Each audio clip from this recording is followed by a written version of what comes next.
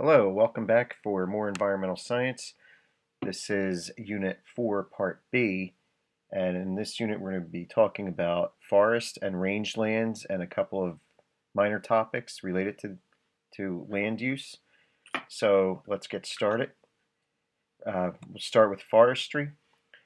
Forests are some of the most richest ecosystems for biodiversity, and very important also is that 1/3 of the land area on the entire Earth is classified as forest. So if you have a highly diverse ecosystem present and it makes up 1/3 of the area of the entire Earth, forests will make up for a large part of Earth's biodiversity and are very important for that reason. So the forests also contain many organisms that really aren't present anywhere else except in forests. And so there are some unique organisms for that purpose. Um, they the forests, they are structurally complex and on the next slide we're going to be looking at how the structure of forests can be looked at three-dimensionally, starting with the soil and working your way up. There are many specific areas within a forest where organisms live.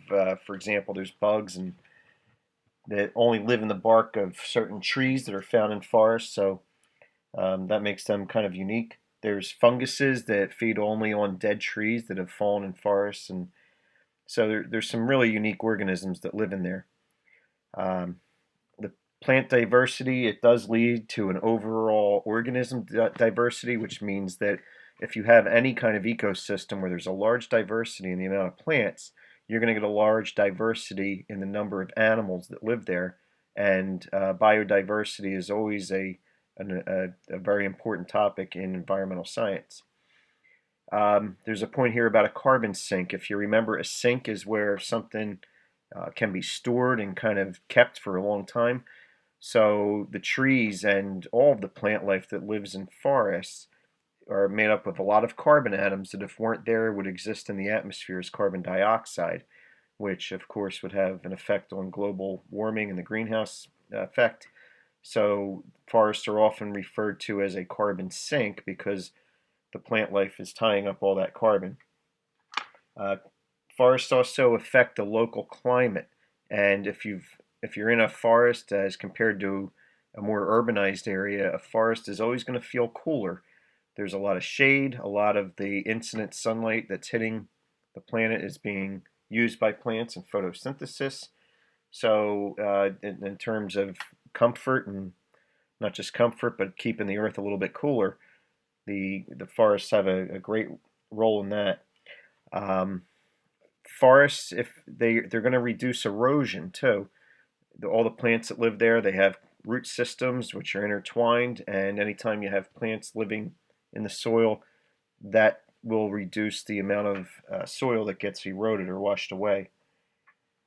Um, there are the old growth forests have a higher diversity than young growth forests, and here on the East Coast, we don't really have many old growth forests per se, but when you have an area where you have a very mature forest, where trees have not been cut down in a very long time, they're going to have a higher amount of biodiversity. A younger forest, you'll tend to find that there are certain species of plants that kind of dominate at first.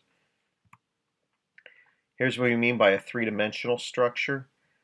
We start with the soil. Looking at the soil, this does not express it too much, but there's a lot of bugs and worms and microorganisms especially that live in the soil. And starting from there, and if you start to work your way up here, the forest floor. In this one, they're actually showing a fallen log. A fallen log would kind of be looked at as garbage in the old days, but more recently, environmentalists and people, naturalists that are working in the area, realized that a fallen log contributes a great deal to an ecosystem and helps to increase the amount of biodiversity. And so, in the old days, come across a fallen log in a forest, and people would think if it was going to be used for lumber, to just take the fallen logs because they're wasted anyway. and even in the case of a dead tree that's still standing. And now, as people understand a little bit more, they realize that there's organisms that only feed off of dead wood, and that fallen log might take 5 to 10 or even more years to decay. That's part of the ecosystem, and there's fungus and microbes and a lot of creatures and organisms that rely on these fallen logs and dead trees for their food. The rest of the layers here, we don't have to get into too many details, but when you have a forest that's well developed, there's a large canopy, and it's even possible that you don't get very much sunlight on the floor of a forest because so much of the sunlight is grabbed by the leaves or the upper parts of these trees. And if you have a very mature forest, depending on where you're at, it's possible maybe to even walk across the floor of a forest without having shrubs or weeds or anything getting in your way. And so that would be a sign that you have a mature forest when if you were standing on the floor of the forest, that you could actually see a pretty good distance without it being obstructed by shrubs or weeds or things like that. A mature forest will also have ferns growing on the bottom. You see ferns in areas where there's not a lot of sunlight, but they're usually not any higher than your knee. And so you don't have to worry about knowing really too many of these other words here about a subcanopy and an understory and so-called shrub layer. But again, if you have a well established forest that's been there a while, you won't see too many shrubs growing low, just more of shorter things like ferns. Okay, forests provide ecosystem services, as they're called, meaning these are actually things that forests can provide for humans to use and benefit from. Sometimes just providing fresh air for us. It prevents erosion, as we said before, and producing oxygen that we can breathe. And also, they're going to recycle fallen leaves and things like that. Will get back into the soil as they fall down and decay. But don't forget, there is economic benefit to a forest, and we can always cut down the trees, use it for fuel, for paper, medicines, building materials. In the United States, a lot of houses are built out of wood, at least the structure of it.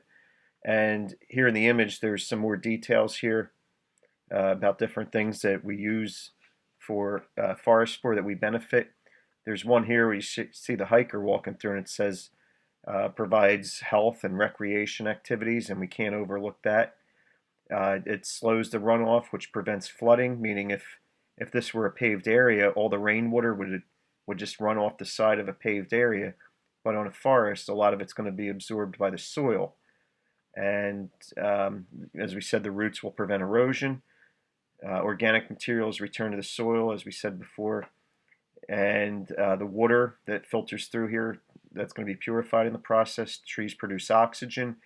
They are a carbon sink, as we said before, and again, about biodiversity, very important topic that's overriding in this course.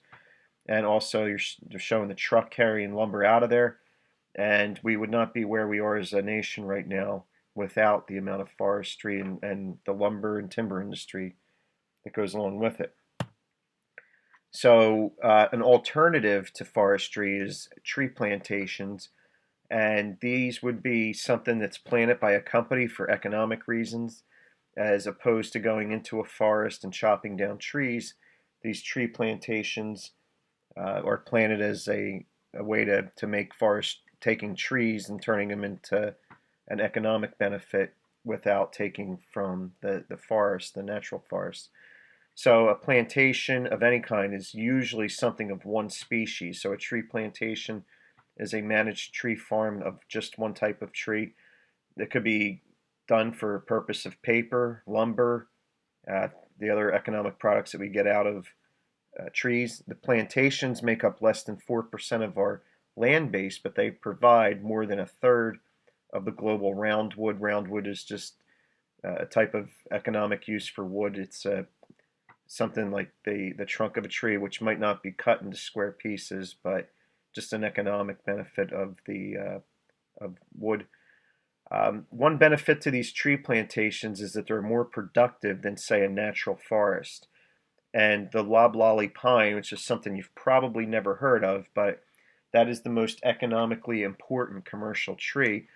So pine is used for, two by fours and plywood, things like that, the building materials that most of our houses are made out of. And the loblolly pine is the preferred commercial type of pine tree. And acre per acre, you can get 4 times the amount of lumber on an actively managed tree plantation than you could if you just took these pine trees out of nature. And so they're saying on a natural stand, meaning a natural plot of land where trees are growing, a lumber company might get 42 tons of these pine trees per acre. But if it was a plantation that's very actively managed, they can get 210 tons of these trees per acre. And a final benefit here is you can get a restoration of degraded land. Degraded land meaning somewhere that was maybe in the past it was worked a little bit too hard, to the fact where maybe it's on the border of being the beginnings of deforestation. And if it were actively managed and turned into a tree plantation, it can make for something that's better, not just for the economy, but for the environment as well. These tree plantations, they're going to select fast growing trees of a single species, which is amongst that category of monoculture. And they're all planted at the same time. And these comments are made because these are economically beneficial, but these facts can also have negative effects. For example, it reduces the biodiversity. Instead of having a very biodiverse natural system, a natural forest, now you've replaced everything with one species of tree. Any kind of monoculture is going to make something more vulnerable to either pests and insects and such, and also diseases. And it's going to cause nutrient depletion. If you plant the same crop of any kind on the same land year after year, they are going to feed off of specific nutrients, and that those nutrients will be gone pretty quickly. Here's a photograph of a tree plantation. I honestly don't know the type of trees that are being shown here, but you can see that they're all the same height. They are all planted at the same time, and they just go in with a machine and take them all down. Probably just one person operating that machine, and you look at how quickly the trees can be taken down, cut into uniform sizes. And in doing that somewhere else, a natural forest is going to be spared of this kind of taking of the trees. So back to we mentioned before the old growth forest compared to new growth forest. So an old growth forest was said to have a lot more biodiversity. That's much more structured. And this map on the left goes back to 1620. So you're talking really before European settlers really took over and were occupying large parts of the United States.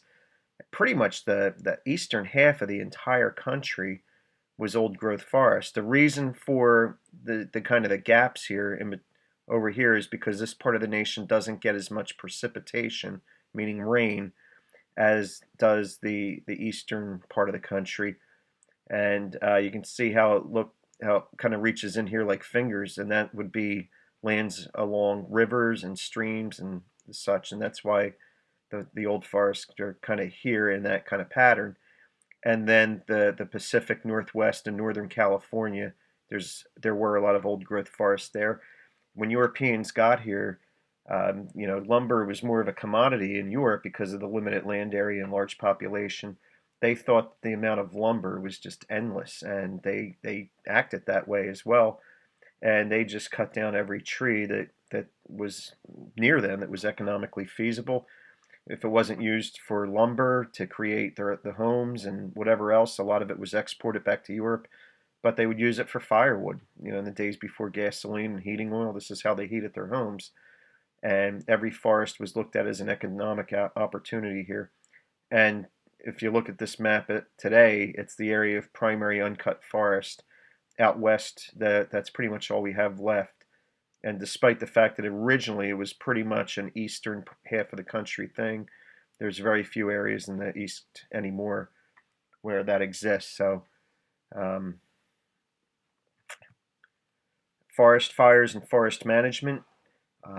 The most forest fires, every once in a while, you hear that a forest fire was started by lightning, but the vast majority of forest fires are started by a result of human impact, whether they were intentionally set or inadvertently set, such as somebody throwing a cigarette butt out of a car window as they're driving through the forest. And even just 40 years ago, there are 4 times more wildfires today than there were 40 years ago. And the question is always, do you put the fire out or do you let it burn? Because actually, forests do need the occasional fire. Okay, they need to have fire.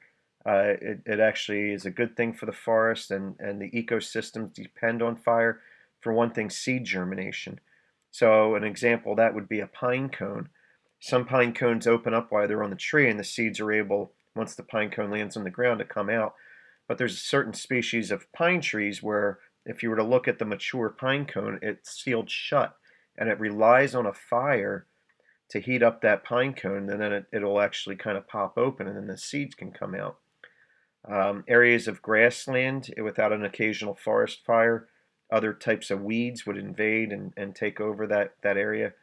And along with that, if you don't get the occasional forest fire, you would actually lose biodiversity after a certain period of time.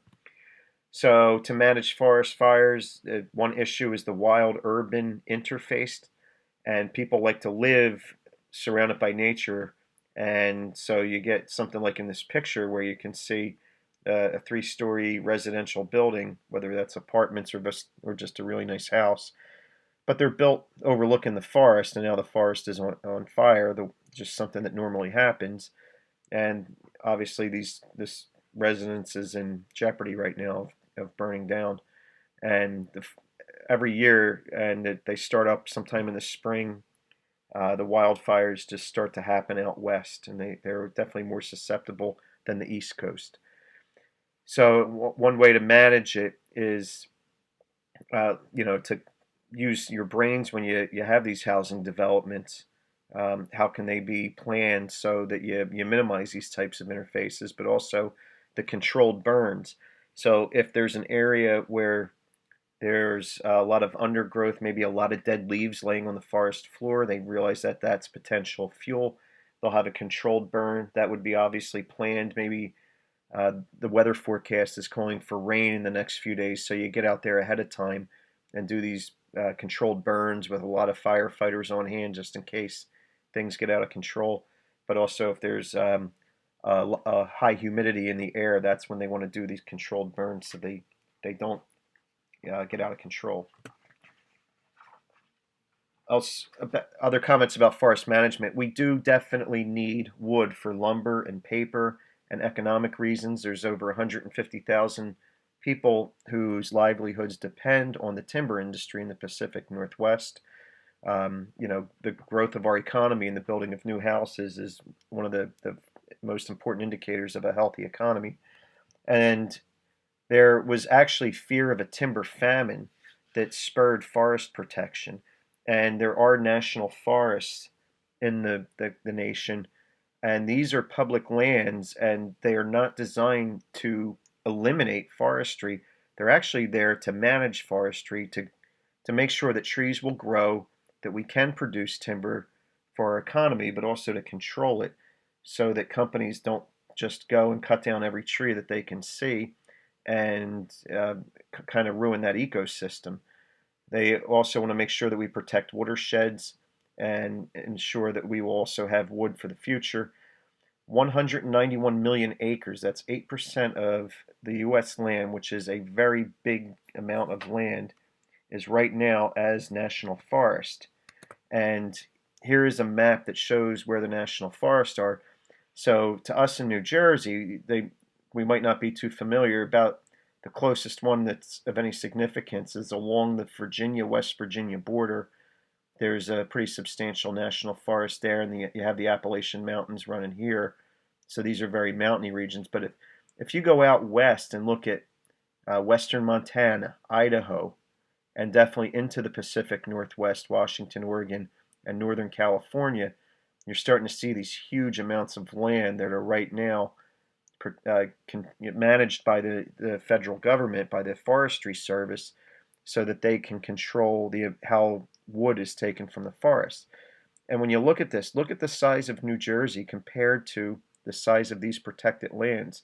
This one patch alone, you could fit several New Jerseys in that area, and that's all forest land, which again, it's not off limits to the timber industry, it's just managed. We're going to talk in a couple minutes, not yet, but we'll talk about grasslands, and there are some even now, some protected grasslands out in the middle of the country, these areas in orange. But like I said, more on that later. U.S. Forest Service was established over 100 years ago. The goal for them is to manage forest for the greatest good for the greatest number in the long run. And that does not mean excluding cutting down trees, it just means managing it. So one type of how companies would take the wood from a forest was this idea of clear cutting. And all the trees in an area are just cut down all at once. The only benefit to this is economic. It actually causes some real devastation to the ecosystems where these trees are cut down. There is a benefit here. It says it may mimic some natural disturbance like a storm, but really there's no benefit in using this method, and it's definitely an eyesore. And fortunately, there was public outrage when people, start to go into these national forests, and they would see these huge areas that were clear cut, and it caused the government to respond to that and to say, okay, no more clear cutting. The impacts of it is that it removes entire communities and the ecosystem meaning of communities. I mean, you take away the trees, but there's also all the other organisms that depended on it. They're gone now too.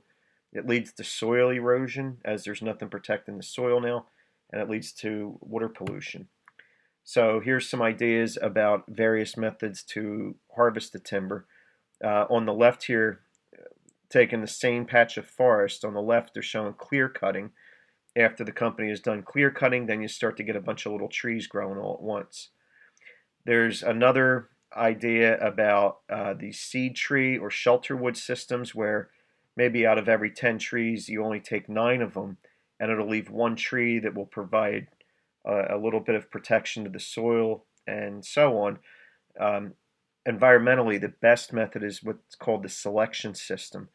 And that is what happens now in the national forest, that the Forestry Service will go into an area, and if a lumber company wants to go in and take trees from there, they'll say, okay, you can't just take all of the tallest trees. Obviously, the tall trees are going to be the ones with the most wood, but that would just really narrow the biodiversity there. So they say, we'll tell you which trees you can take. You have to take some of the tall trees you can have, but you also have to take some of the medium trees and even some of the small trees. And likewise, they want to discourage them from taking all the fallen trees, as we talked about before, how important fallen trees are to ecosystems. So the selection system is the method that the Forestry Service uses now, and it is the method which is the most logical from an environmental point of view. On a different kind of topic here, the national parks are different than the national forests. The government established parks and reserves. These were done to preserve unusual scenic features such as the Grand Canyon, Yellowstone, that sort of thing.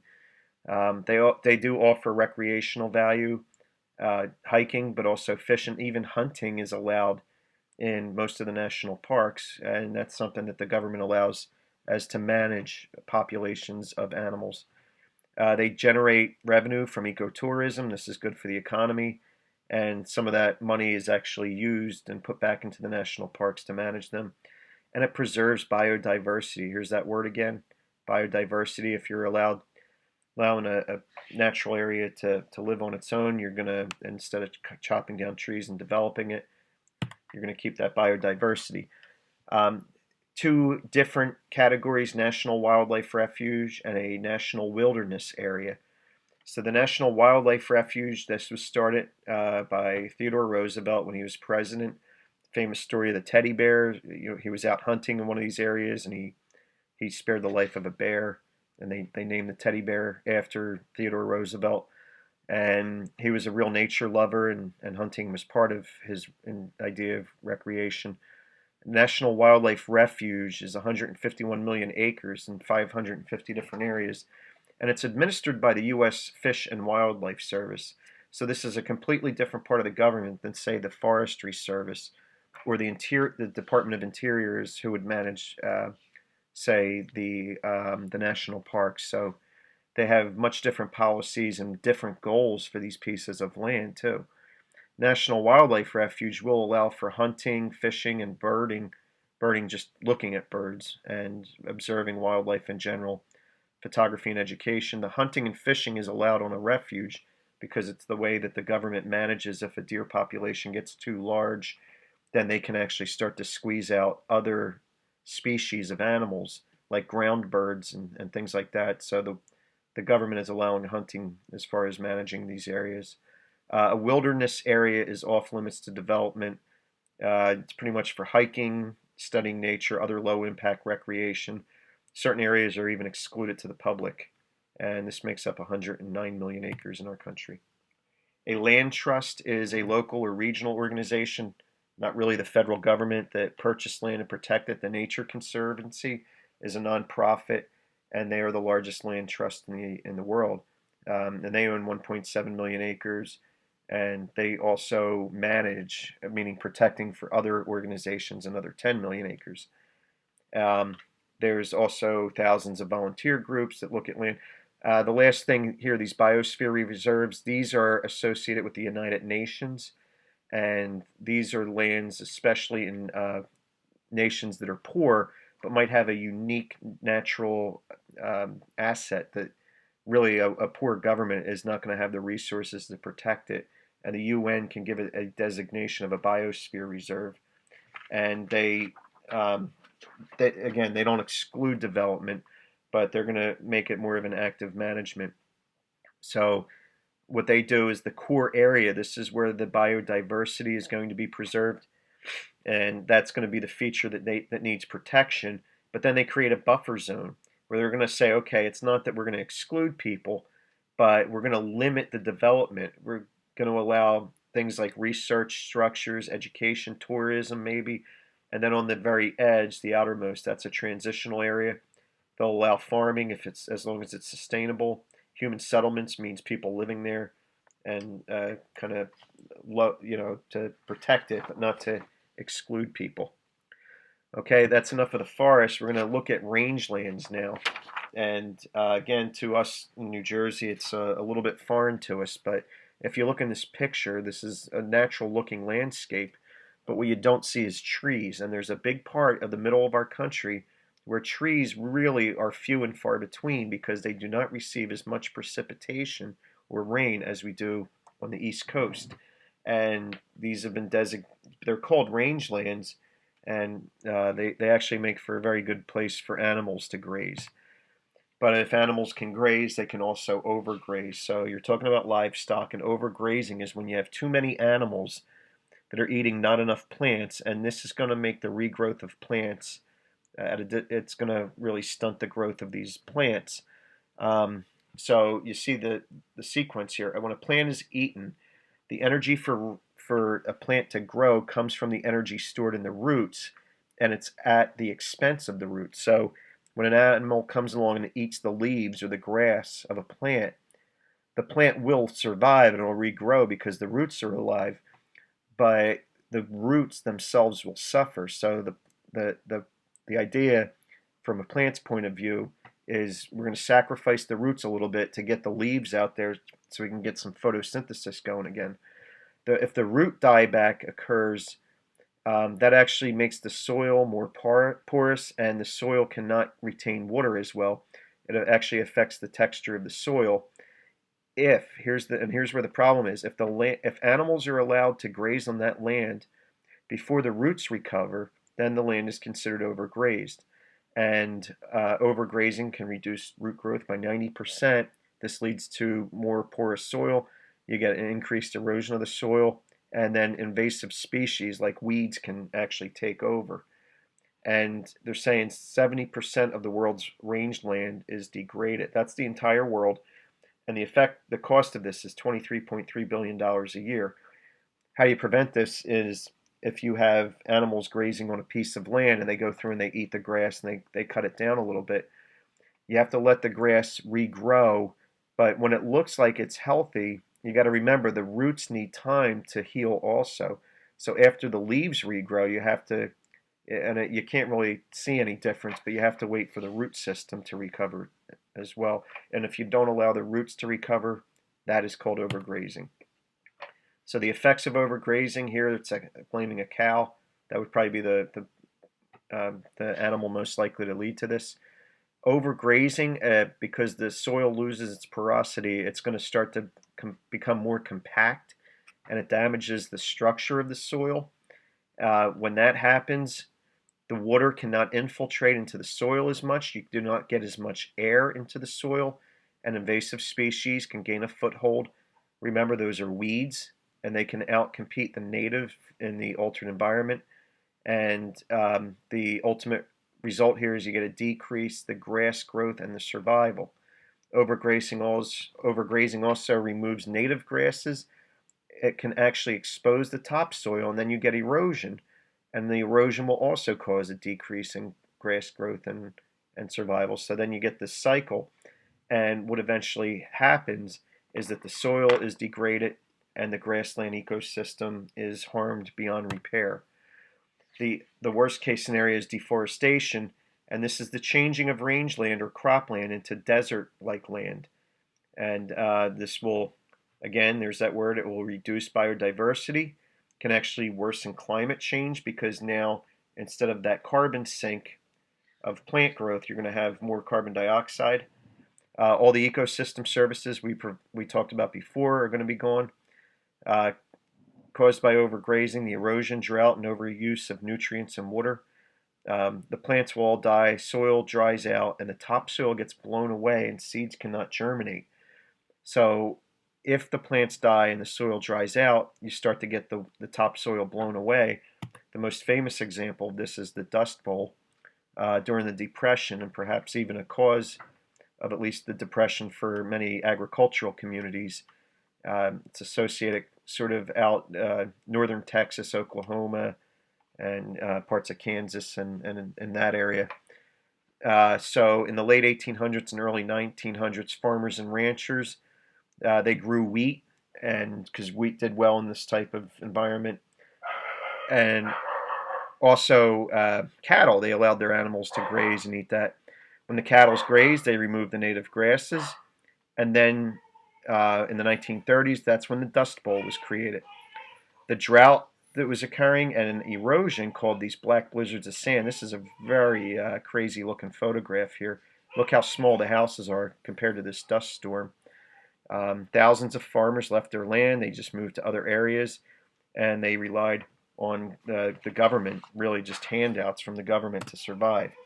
In response to this, the Soil Conservation Service was established in 1935, and they would work with farmers, and farmers were hopefully happy to take advice on how they could actually do whatever kind of farming and grazing they did. But the key here is to keep your soil on your farm. The topsoil is the most nutrient rich. Once the topsoil blows away, you're left with nutrient poor subsoil underneath. And so the Soil Conservation Service is now known as the Natural Resource Conservation Service, the NRCS, and their main goal is the same as to give farmers advice on how to farm so we prevent that. The result, other countries have actually started their own conservation farming. Again, this no-till farming in a couple of the South American countries, and then there's grassroots organizations helped by some of the government extension agents. And some more federal rangeland management, a lot of this speaks about the world in general, is that if you look at this chart, it's starting in 1960, ending in 2008, and looking at the world's meat and seafood production, and what that really means is consumption. Look at how much more meat humans are eating now than they were in 1960. This is not ancient history. This is just 50 years ago. And if you look at it, world has kind of almost doubled their meat consumption, and seafood also even more than doubled. So this is because as countries are becoming more and more wealthy, they can afford to eat meat, so farmers make more meat, but this has effects on the government. So if you look at this graph, you can talk about how what we choose to eat can have an effect on the environment, good or bad, and by far the most inefficient type of meat to eat would be beef. And this graphic is showing that in order to get 1 kilogram of beef, you need to give that cow 20 kilograms of feed for it to eat. So it's really just 1/20th of the mass of the food that you're putting into the cow that you get back as beef. Pork is not as bad, but it's still not good. Eggs, you can eat an egg without killing the animal, but it does still take an input of feed. For every 1 kilogram of eggs, it takes 4.5 kilograms of feed. Eating the chicken itself, this is actually very efficient. The thing is, chickens can reach the age and the size where they're economical to slaughter them and eat them in a very short period of time, usually a few months. So for every kilogram of chicken meat, it only takes 2.5 to 2.8 kilograms of feed. And then to milk a cow, for every 1.1 kilograms of grains, you get 1 kilogram of milk, which is environmentally the best way to get your protein, at least.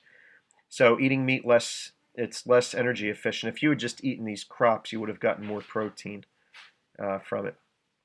90% of every time you go one level in the food chain, 90% of the energy in the food is lost from one trophic level to the next. And some animals, like in this graph it shows, there's some ways are more efficient than others. That's just talking about the feed, but there's also the land and water needed to raise food for livestock.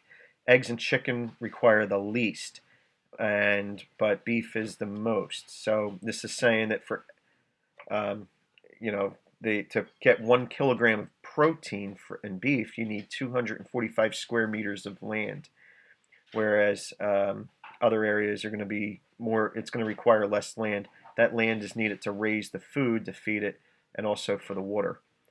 And so when you guys make decisions about what you eat, you're also making decisions about the environmental impact of these different forms. The lower one here talks about the water required to produce 1 kilogram of protein, and cows do drink a tremendous amount of water.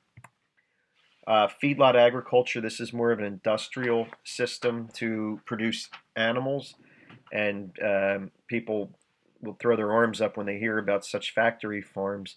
And there are disadvantages and bad things for the environment about these factory farms, but there's also some benefits too. They are concentrated animal feeding operations. So a skeptic would call this a factory farm. It's a huge warehouse or some kind of structure. It's used to feed the animals. You look here, looks like you can't even walk in here. But when you have all the animals close together, you can feed them a lot more efficiently. You can provide water to them in one spot. And half of the world's pork and almost all the poultry is raised this way. So here's a cattle feedlot in California. It's not a building, but it's just an open area. But they're still penned in. So most in the United States, most of our meat is raised this way. They do use a lot of antibiotics to control disease. When you have any kind of population so densely packed, there will be a greater incidence of disease, so they have to give them antibiotics. That's a disadvantage to that. So the pros and cons. First thing is that it allows a greater production of affordable meat. So meat in our country to us is probably not considered very expensive. The overgrazing is not really going to happen here, as if you're providing the food to the animals, they're not pulling it out of the ground themselves. 45% of the world's grain is fed to livestock. This is a disadvantage because food security for the world's poor. It actually comes down to economics. Would you take this food and allow a poor person to eat, or do you feed it to an animal so a rich person can buy it for food? Feedlots produce huge amounts of manure and urine, and that makes environmental issues. If they pollute surface water and groundwater, sometimes the manure finds its way into a stream and thus into a river and then some larger body of water. The crowded housing, again, the use of antibiotics, and also does create more greenhouse gases from the manure, and the production of meat will cause that. And more greenhouse gases are produced in meat production than by automobiles. Federal rangeland management in order really mostly to prevent overgrazing. So rangelands comprise 40% of the U.S. landmass. That's an enormous part. It's the dominant type of land in the arid and semi-arid regions, and we're talking really about the middle part of our nation. 70% of all the rangelands are in the western United States, and only 7% are near the East Coast, near us. You need high quality water for the animals to eat. You need open space, and you need clean air. These areas are not, they can be used for other purposes, not just the rangeland. You have recreation, agriculture, mining, and housing, living communities. The Forest Service and the Bureau of Land Management coordinate the grazing on public land. And in order to do this, if it's on government-owned land, you need a permit. But 40% of the livestock permits are owned by just 3% of the livestock owners. So it is sort of a narrow group. Federal rangeland management methods, they control the amount of livestock so that you do not exceed the carrying capacity of the land. If there is land that is degraded, number two, if some of the grazing areas do get degraded, they'll restore it. Number three, they'll fence off streams to reduce damage to sensitive areas, to prevent animal, the manure and urine to trickle into the streams. But also, you don't want to have soil degraded near the streams, because if you lose the root systems, you'll get more erosion, and there it will go directly into the water source and carried away. Four, they can suppress invasive plant species, again, like weeds that would take over. Five, they'll replant barren land with native species if there's an area that has been degraded. And the U.S. government does provide supplemental feed at some of the sites just to prevent the overgrazing. And the cost of permits are low to subsidize livestock owners, and hopefully what would happen there is that it makes our meat cheaper. All right, so we do want to talk briefly about other land uses. Um, Really, there's a very important environmental idea, is this idea of urbanization, taking people, having them live in cities, and there are pros and cons. If you're looking at a city, Manhattan or Brooklyn, and you think, how could there possibly be any benefit to the environment of people living like this? There's actually about as many people living in the five boroughs of New York City as there are living in all of New Jersey. So what if you didn't have urbanization? You'd have to take these 8.4 million people in New York City and spread them out over an area the size of New Jersey for them to not be considered urban. So there are pros here. You need less land to house this many people, and that way you can actually preserve more land, hopefully. The downside is that urban areas have a higher impact on the land. Pros is that in a city you can actually provide for better education, but does lead to overcrowded schools. Mass transit is more available, so you can shorten commute distances, but because of traffic, the con is that you get longer commute times. Better sanitation systems, meaning not just trash, but sewage. But then you have large volumes of waste to dispose of all at once instead of many smaller amounts to spread here and there. You can get better recycling systems, but the negative side is that the things that can't be recycled, you need landfill space. Large populations create large tax revenues and allows the government to do more, but a lot of the people are poor and they strain social services and welfare and things like that. And then the wealthy people say, why should I live here and pay high taxes? And then they move to the suburbs. So what you have is a concentration of poor people, tends to be in the urban areas. Pro is that you can attract industry because of location, the labor pool, a lot of people to work for cheap. Raw materials, roads, customers, you have the infrastructure, but you're going to wind up with higher crime rates, and you might have more people than jobs, so a lot of unemployment. Much pollution is from point sources, so it's easier to stop, meaning if you have a factory that's polluting, you can just go to that factory and get them to stop polluting. A non-point source is more associated with rural and suburban areas. But however, the population density is so high that the population is going to be high also. Okay, so talk a minute about mass transit. Graph here showing you really the energy per passenger mile. So how much energy does it take to move one person 1 mile, and that's what this graph shows. An automobile has the highest amount of energy consumption to move people. Buses aren't really, according to this graph, not saving that much, but they do decrease the amount of pollution. The best ways are moving people on rails. Commuter rail, heavy rail, light rail, these are trolley. Light rail would be like a trolley system. Heavy rail and commuter rail are more of the bigger trains, and they are much more energy efficient. All right, so the bottom one, you're talking about the cost. If you own an automobile in a large city, when you factor in the price of parking and also the taxes that you pay to maintain roads, you're paying a lot for every mile you drive. And in automobiles, these three on the right, buses are also pretty high. And again, rail systems not only better for the energy consumption, but they save money. So traffic jams that cause air pollution, stress people out, and then lost time. It's estimated that traffic costs the United States $74 billion every year. You know, if you're not just if you're late to work, but what if you're paying a truck driver to sit in traffic? That's a waste of money there. Key in improving quality of urban life is the mass transit, though. Buses, trains, subways, especially the rail systems. Light rail seems to be favored, and they're cheaper and cleaner. Train and bus systems, the most used U.S. train system are going to be in large cities. The bigger the city, the better their subway system seems to be, like Boston, New York, Philadelphia. Some of these places, up to 1/4 of the city's commuters are carried on in subway systems and such. Portland's buses carry a lot of people, and they say every bus keeps 250 cars off the road. A bus can't hold 250 people, but a bus can make multiple runs every day. So one bus can move maybe 250 people for their commute. So most nations have extensive mass transit, and the U.S. lags behind in mass transit.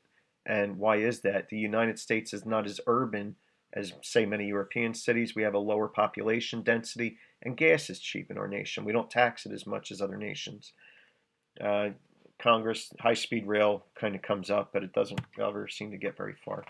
So government policies can encourage mass transit. Governments can encourage.